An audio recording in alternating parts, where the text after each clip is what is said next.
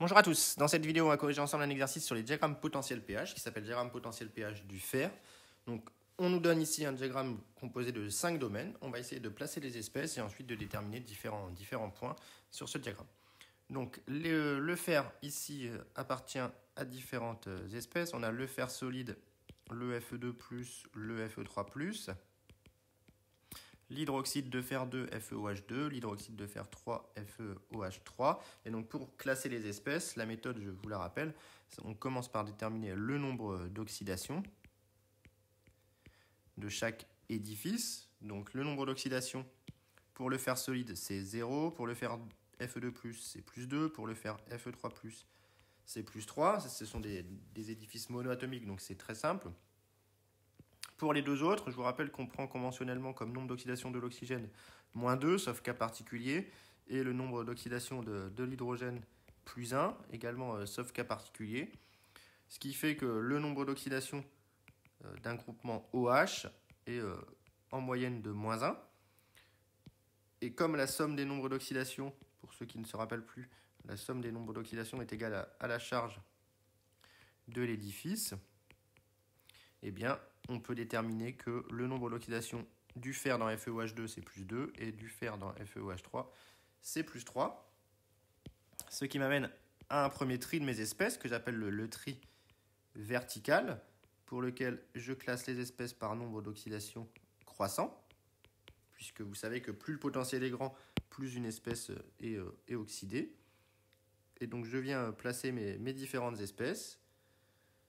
Donc le fer solide va être tout seul en bas. Ensuite j'ai Fe2+, FeOH2.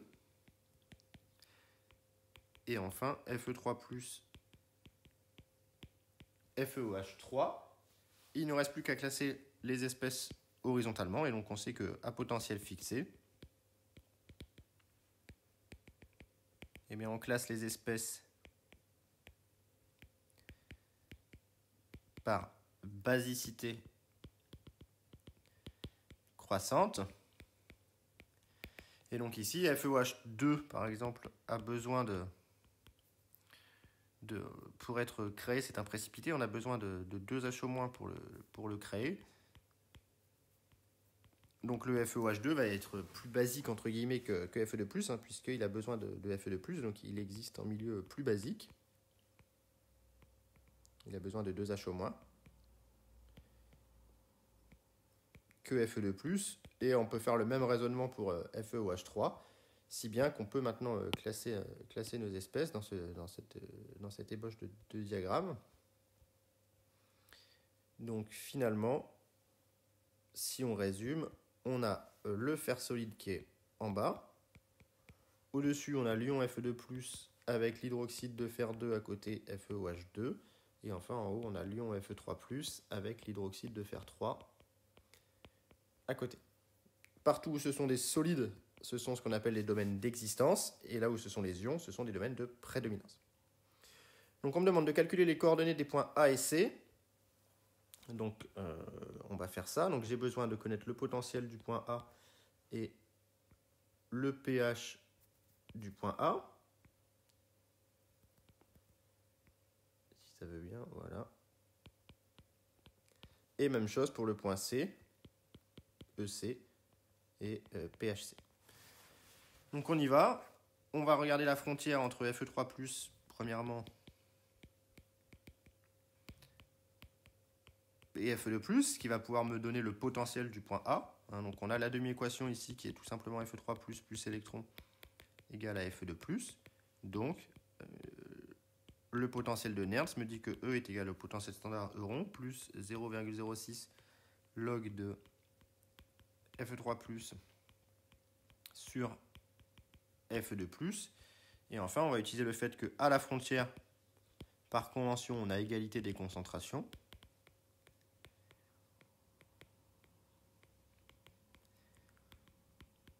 Si bien qu'on va se retrouver tout de suite avec EA, le potentiel de la frontière A, qui est égal au potentiel standard du couple fer3-fer2, que je peux lire dans l'énoncé, équivaut 0,77 volts. Donc j'ai trouvé mon premier potentiel, c'est 0,77 volts. Et je vais faire pareil pour trouver le potentiel du point C. C'est la frontière Fe2 plus Fe. Donc même chose, j'écris la demi-équation. Fe2 plus 2 électrons égale fer. Et j'applique la relation de Nernst. J'obtiens que E est égal à E standard plus 0,06 sur 2 log de la concentration en fer 2. Attention, l'activité du solide, ça fait 1. Et ici, à la frontière, même chose, j'applique les conventions de frontière. Je considère que tout le fer est sous forme Fe2+, pardon. Donc que la concentration en Fe2+, est égale à C tracé, qui vaut dans ce travail, dans cet exercice, 0,1. Et donc je peux en déduire que le potentiel de la frontière, c'est-à-dire le potentiel du point C, est égal au potentiel standard du couple Fe2 plus Fe plus 0,03 log de 0,1. C'est-à-dire le potentiel standard, il vaut ici moins 0,44 moins 0,03, puisque log de 0,1 c'est log de 10 moins 1 c'est moins 1. Donc ça fait moins 0,47 volts. Donc voilà, on a les deux potentiels déjà. Maintenant, il nous reste à déterminer les deux pH. Donc on va le faire le cas du précipité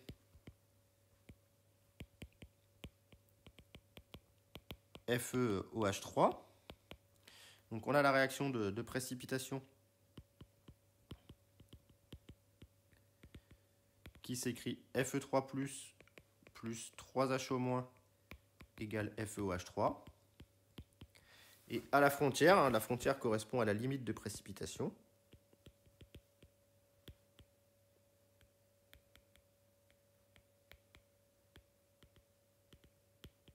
Pour laquelle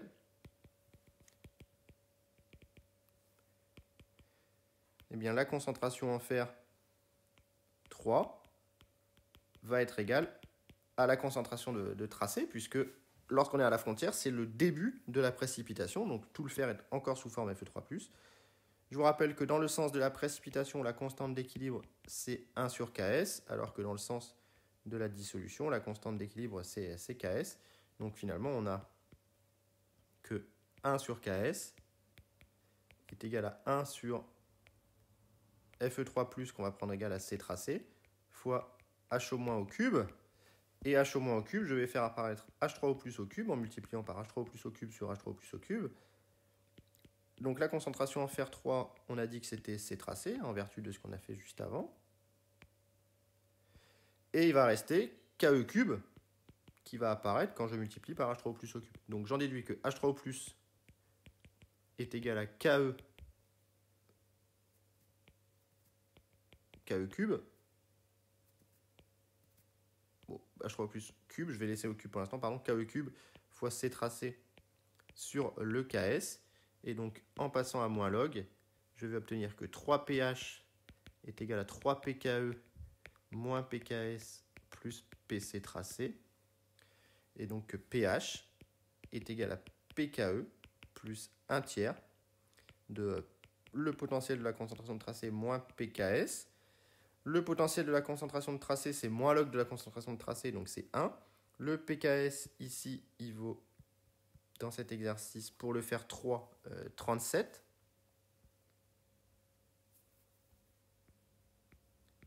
Voilà. Et le pKe vaut 14. Donc on en déduit que le pH, c'est le pH du point A, est égal à 14 plus 1 tiers de moins 36. 1 moins 37. 36 divisé par 3, ça fait 12. Donc moins 12, ça fait 2. Voilà. Donc j'ai le pH de la frontière ici qui vaut 2. Et je fais pareil pour C. Alors je vais aller un petit peu plus vite. Pour FeOH2, cette fois-ci l'équilibre de précipitation me donne Fe2 plus 2Ho- donne FeOH2. Et donc là, l'équation équivalente de ce qu'on a obtenu précédemment, ça va me donner que H3O+ au carré, je ne refais pas tout, hein, c'est la même chose, si ce n'est que c'est un FeOH2, est égal à Ke carré C tracé divisé par Ks. Et donc je vais obtenir que le pH va être égal au pKe plus 1 demi de PC tracé moins PKS, avec un PC tracé toujours qui vaut 1, un PKS qui vaut 15, je crois, pour le deuxième hydroxyde, 15, donc 1 moins 15 me fait moins 14, divisé par 2 me fait moins 7, et donc on va trouver un pH de 7 ici, tout simplement. Voilà comment on détermine les pH des frontières verticales. Alors ensuite, on me demande la pente du segment AB. Donc AB, c'est la frontière entre, alors il ne faut pas se tromper évidemment, entre FeOH3 et Fe2+.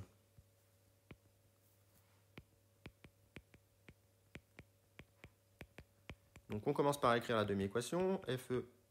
FeOH3 égale Fe2+. Je rajoute 3 molécules d'eau pour équilibrer les oxygènes. Il me manque donc 3 H+, et un électron pour combler les charges. J'applique ensuite la relation de Nernst. J'obtiens que E est égal à E standard du couple FeOH3 Fe2+, plus 0,06 sur 1, j'ai un électron dans ma demi-équation, log de H+ au cube sur Fe2+. Et ensuite, j'utilise ma condition de frontière, qui est que à la frontière, Fe2+ est égal à C tracé. Voilà. Et donc, j'obtiens que le potentiel de la frontière est égal au potentiel standard de ce couple,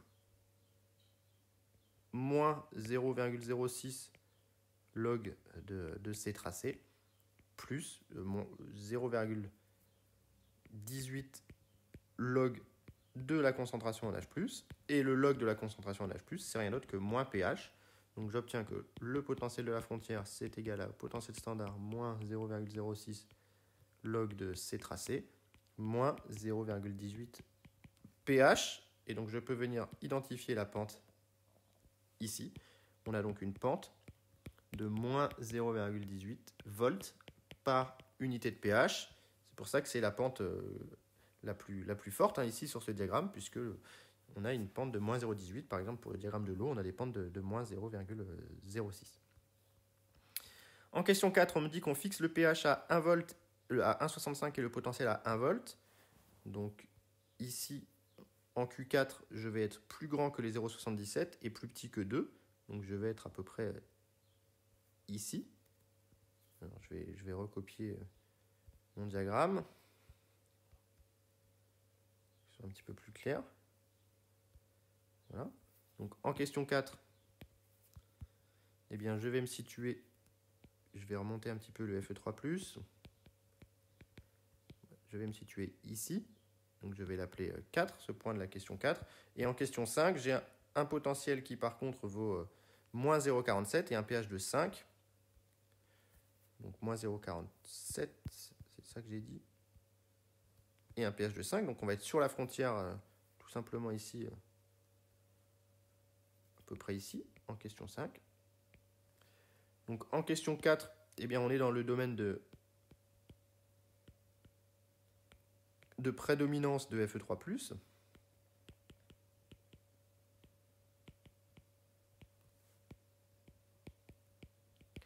Donc aucun solide n'existe.